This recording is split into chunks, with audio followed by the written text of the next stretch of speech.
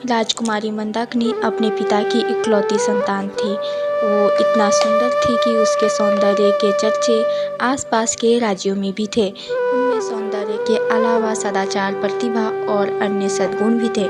किंतु अनेकों सद्गुण और पिता के स्नेह ने उन्हें अभिमानी बना दिया था। वह इतना अभिमानी हो गई थी कि वह अपने समक्ष दूसरे को कुछ समझती ही नहीं थी। अनेकों राजकुमार ने उनके समक्ष अपने विवाह का प्रस्ताव रखा, किंतु वह किसी को अपना योग्य नहीं मानती थी। राजकुमारी की अवस्था दिन प्रतिदिन बढ़ती जा रही थी। राजा को अपनी लोक निंदा का भय था। लोग कानाफूसी करने में लगे थे, किंतु राजकुमारी अपने अहंकार में पड़ी थी। राजकुमारी किसी राजकुमार को देखने तक के लिए प्रस्तुत नहीं होती थी। अंत में राजा ने पड़ोस के राज्य के युवक राजा रंगमोहन के साथ एक योजना बनाई। उन्होंने यह घोषणा करवाई कि राजकुमारी के आगामी जन्मदिन पर प्रातःकाल नगर के द्वार पर जो भी पुरुष सर्वप्रथम प्रवेश करेगा, उसके साथ राजकुमारी का विवाह कर दिया जाएगा, चाहे वह कोई भी हो।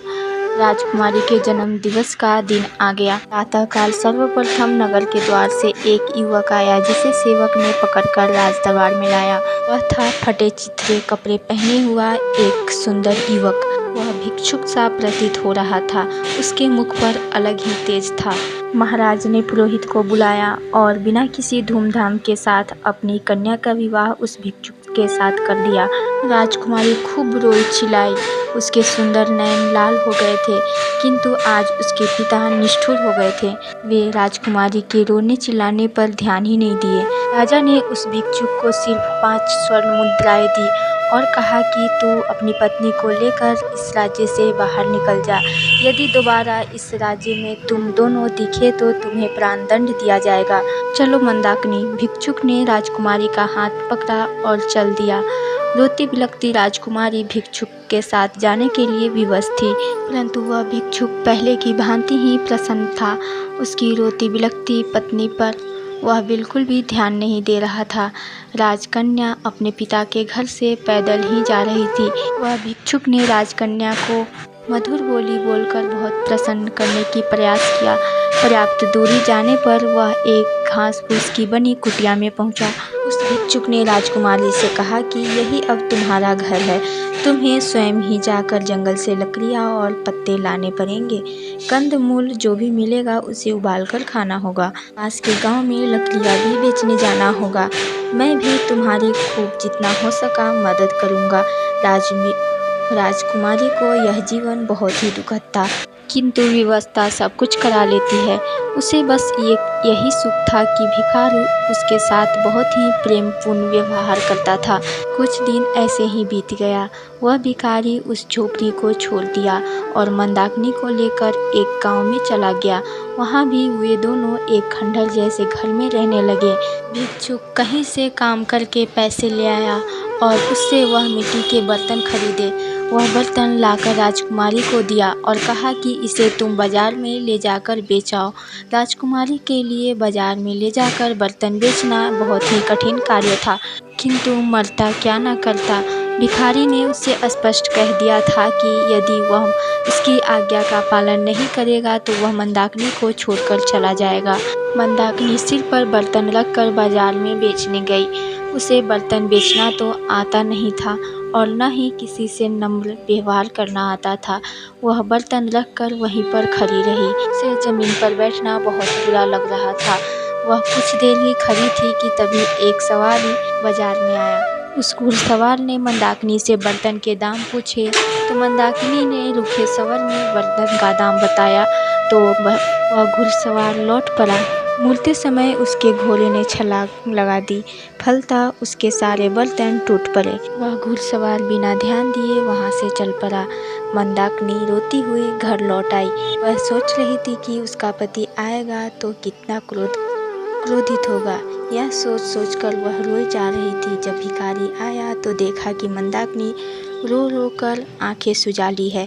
यह सब देखकर उस भिखारी ने उसे कुछ नहीं बोला, परंतु अगले दिन बोला कि मंदाकिनी, तुम्हें कुछ नहीं आता, अब हमारा निर्वहन कैसे होगा?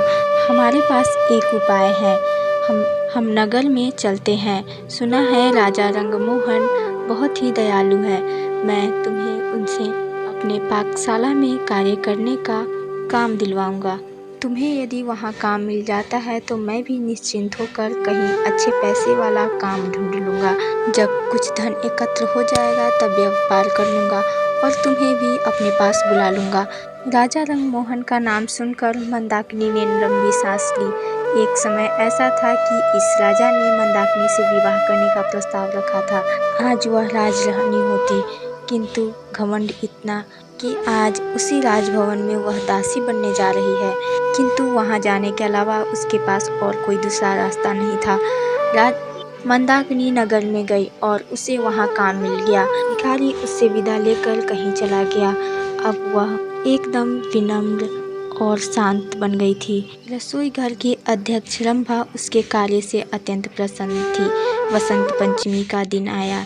राजा रंगमोहन राय का जन्मदिन था। उस दिन राजा सभी सेवकों को अपने हाथ से उपहार दिया करते थे।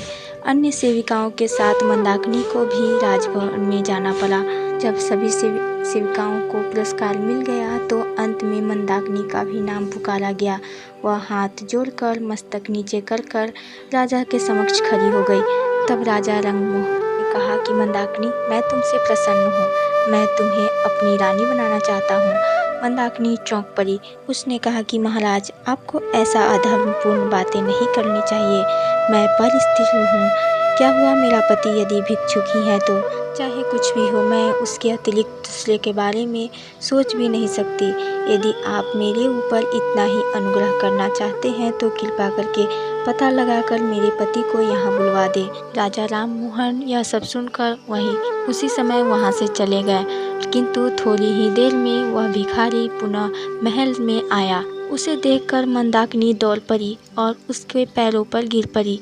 उस भिखारी ने कहा, मंदाकिनी, तुम ध्यान से देखो तो मुझ में और राजा रंगमोहन में कुछ एक सा नहीं मिलता।